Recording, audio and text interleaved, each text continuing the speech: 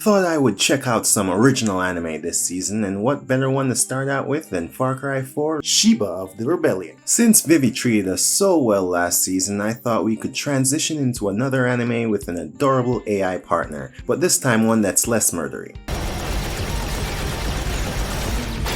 A little less murdery. In the year 2061, Japan is ruled by 4 different trade factions, turning the actual Japanese citizens into an oppressed second class. A random kid named Shiba, who happens to be very good at restoring advanced mechanical technology, stumbles upon an AI named Gaia, which leads him down a treacherous path to retake Japan's future. This is probably the best original anime this season. Emphasis on original, so there's no need to attack Platinum End fans. It's got everything. Interesting story, relatable characters, and hey look, American cops. Now that's what I call representation. Okay, so it doesn't have everything, but it has enough. And the story isn't that original on paper, but it's implemented in a way that makes it engaging. Shiba is the definition of a regular guy caught in the middle.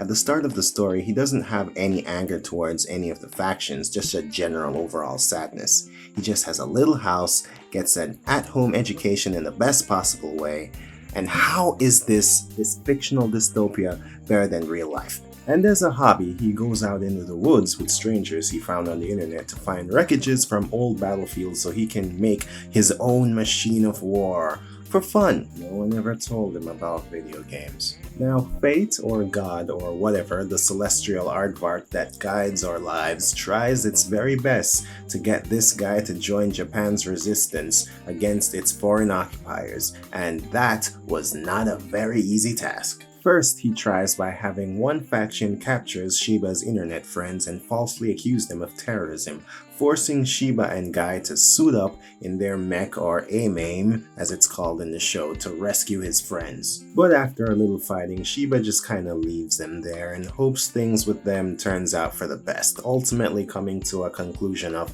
well, that was a weird situation that doesn't motivate me to do anything in particular. Okay, next plan. Fate leads him to a private garden that he steals from and immediately gets employed by, which seems to be a very good substitute for the old cover letter and resume.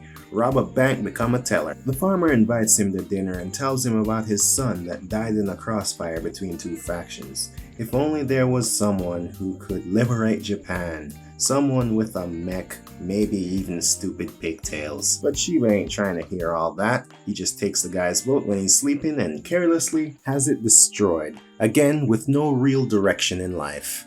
Ugh.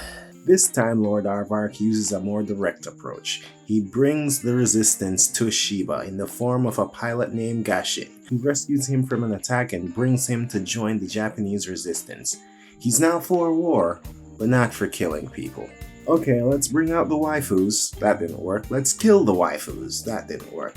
It took 6 episodes for Shiba to commit to the plot. It's not like we didn't know it was gonna happen. You can't deny Lord Aardvark for long. And I know it's kinda realistic because he's a kid and he hates people dying on him. It shouldn't take 6 episodes for him to learn people are gonna die whether he's involved or not. And that is my only major issue with the show. The art and animation are alright, they remind me of Pokemon.